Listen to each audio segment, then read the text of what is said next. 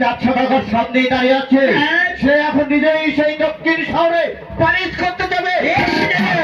আমাদের চলে যাচ্ছে, সেই বলেই আমরা চলে যাবো। এই মুহূর্তে আমি এই ডিঙ্গাখানায় আমি তোমাকে নিয়ে যাবো সেই দক্ষিণ শহরে